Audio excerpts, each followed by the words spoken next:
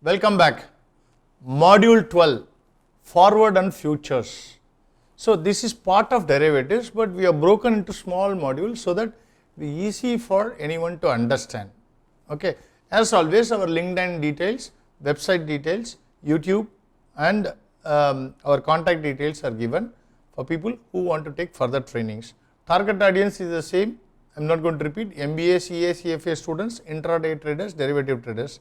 Take away good understanding of forward and futures, dramatic transformation in investor traders confidence level. That's very important. So derivatives, once again we will put this slide. Till we complete these options, we will be putting this slide as the first slide. That is what you are seeing in slide 4. Derivative is a financial instrument that derives its value from the underlying asset. We have seen what are the underlying asset can be. Derivative is a contract, not an asset. It is a zero-sum game. That's very important, right? What is forward contract? Forward contract is an agreement to buy or sell. As we say, it is a contract. Contract means agreement to buy or sell. Over the counter trade. What is over the counter trade? That means there is no exchange involved in it. If there is no exchange involved in it, you have seen in module 4 settlement liquidity process. If there is no exchange, because there is availability of exchange, exchange ensures settlement obligation. Settlement obligation is taken by the brokers and all trades end in settlement compulsorily. Then you might wonder how a OTC trade, why someone should do OTC trade? Yes, OTC trade normally happens between two financial institutions or one financial institution or a corporate. Hence, all these parties will ensure that they honor the settlement, which is why it is over the counter trade. Normally, these trades are done over the counter because for the ease and the volumes that are being traded. So that is why it is over the counter trade. There is no settlement risk. I mean, one cannot say there is no risk. The risk is very minimum because the trades are happening between large corporates and financial institutions, banks and financial institutions. Hence, they will not go back on the settlement obligations, which is why it is easy to do a OTC trade. Let's look at what is a forward contract. So forward contract means forward contract. That means today you enter into a contract to buy or sell at a future date. That is why it is called a forward contract. Let us assume that today is 1st of March 2022. I mean, today we are in January 28, 2023. That is different. You assume that today's date is 1st of January 2022, right? 1st of March 2022. So an exporter, think of a IT company because they export softwares, right? Assuming that they are going to receive $1 lakh on 31st of March 2022. On February 1, today is February 1, they enter into a contract, forward contract into the bank to sell this $1 lakh. Because, why they have to sell? Because for them, dollar is of no use, right? They want in rupees because in India, everyone wants rupees. Hence, they require the dollar to be converted into rupee. So what they will do, they will on 1st of February 2022, they have entered into a contract to sell $1 lakh at 76.56, which is expiring on 31st March 2022. Okay. So now bank is buying, this corporate, this exporter is selling dollars. So they have entered into a contract on 1st of February 2022 with the contract maturity date or settlement date of March 31, 2022. So on 1st of April, that is 31st March night or 1st of April, assuming that the rate is, let us say for example, the strike price is 76.56, that is the agreement price. Assuming it is at 76.56, both the parties don't gain anything. They do the exchange, definitely the bank is going to pay the exporter in rupees and it is going to receive the dollars because bank requires dollars. They do overseas trades and transactions, hence they require it, but the exporter is going to get the rupees. But what happens if it is at 76.56, it is the same price because on 1st of April, the market price of USD INR is 76.56. That means neither party makes profit out of the transactions. But assuming that if if it were to quote lower 76.56 in the open market, the exporter is benefited. Why? Because if the exporter had not entered into this forward contract and today once he receives the dollar, he goes to sell, he will get a lower price. Let's assume that it is 76 rupees. He will get 76 lakhs rupees, whereas here he is getting 76 lakhs 56,000 rupees. So hence he is getting more price. Now you can understand, it helps them to peg the price. However, if the price is above 76, let's assume it is 77, the bank tends to benefit. Why? Because the bank can easily sell it to somebody at 77 and make the difference. The exporter company might feel that, oh boss, I need not have entered this contract. Instead, I could have sold directly in the market on 1st of April once I received the dollar inflows into my bank account.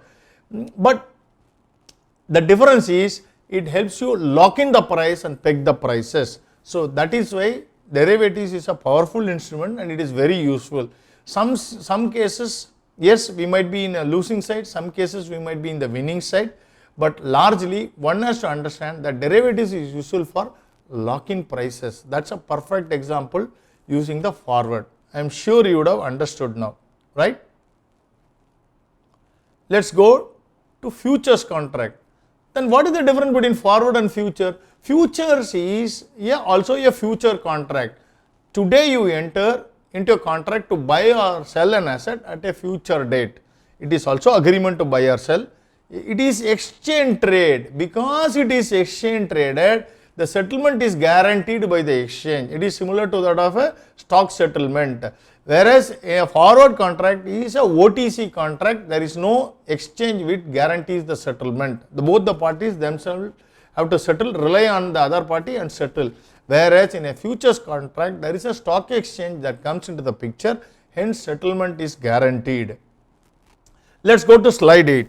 You see the example. What is futures contract? Let's take a simple case of a farmer, producer of wheat. Suppose the farmer, on 1st of February, the farmer sells 1 ton of wheat, 1000 kg. 1 ton of wheat is 1000 kg at, let's assume that 35 rupees per kg. Let's not worry about the what is the actual price. For understanding purpose, let's assume it is 35 rupees. The contract is expiring 28th April 2022. So what is the contract value? Contract value is 1000 kg into 35,000 rupees is the contract value, right? That is the contract value. What is the expiry date? 28th April 2022. So what is the, today is 1st February 2022 where the contract deal is struck, contract is struck. So buyer, same time he agrees to buy, same on 1st of February, he agrees to buy 1 ton of wheat, that is 1000 kg at rupees 35 per kg, expiry on 28th April 2022. Okay. Now what happens on 28th April when the price is at 35, break even, that is neither party, when we say the price is at 35, on that date, that is 28th April, the open market price of this quantity of 1000 kg or 1 ton is 35 per kg. Let's assume that, 35 per kg. Let's assume that if it is same quoting at 35 rupees, then neither party makes any money. It is break even for both the parties. However, if the price is above 35, let us say if it is at 40 rupees, in the open market 1 kg goes for 40 rupees, then that means for the 1000 kg, the buyer is benefited. Why? Because the buyer, what is available, suppose if the buyer goes and buys from the open market, he has to pay 40,000 for the same quantity, but he has locked in his price at 35,000 rupees. Hence, he makes a profit of 5,000. In this case, the farmer loses. Whereas, if the price is less than 35, for some reason, let's not go into whether it will happen or not. We are here to explain you the concept, and in understanding the concept, don't worry about the peripherals, side things, whether it will go to that price or whether it will go that low or not. Let's not worry about it. Let's understand the concept.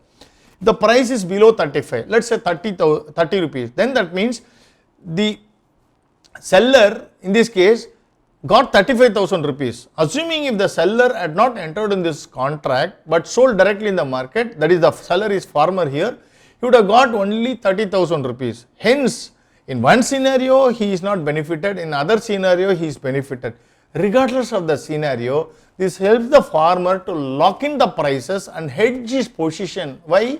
Because it helps him lock in the prices, because farming normally is a 3 months cycle, right? He sows the seed and waits for the benefits to come, the paddy to come out or rice to come out. Hence he waits for 3 months period. Now itself he locks the price so that he is certain of getting the price. There is a surety. In an uncertain world, he makes it certainty, the outcome. So hence lock-in prices is useful. Also he hedges his position. What is the position? He is going to get 1000 kg. He knows the output that he will be making, 1000 kg he is going to make, which at that time, if he were to, if let us say for example, if he waits till April 28 and at that time if he is not able to sell in the market, or why the price goes down? Because there is so much of supply, demand is less. So in that case, he is hedging his position, the 1000 kg that produce will come in advance. Hence it helps him to lock in the prices, also hedge in his position. So this is the use of derivatives, and this is a typical case of futures contract in a commodities. Okay, I am sure you would have understood slide 8. Now let us go to slide 9. This is where most of the trades that happens. Futures contract in a stock exchange. Think of any shares, stock futures, right? Stock futures. Let's discuss about stock futures. On the same case, 1st February, there are two, 1st February, a person sells one lot of X, 200 is the market lot at 2400 per share. Expiry date is 28th April 2022. That means, as I told you, derivatives is a contract. That means if there is a seller, there has to be a buyer. Assuming on the other side, the buyer, he buys one lot of X at the same market lot 200 at 2400. Of course, the expiry, same expiry date, same strike price, everything is the same, right? 28th April 2022. What is the contract value? 4,80,000. How it is arrived? 2400 into 200, right? So now this is a typical futures contract. So what happens on the expiry date? That is on 28th of April 2022. If the price is at 2400, if the price of that stock is at 2400, okay, the underlying asset is quoting at 2400, neither party gains out of this transaction, right? They entered into a futures contract, but neither party benefits. But suppose if it is more than 2400, let's say 2500, then what happens? The buyer benefits. How much he benefits? 100. That means 200 is the market lot, 200 into 100 is 20,000 rupees profit he makes.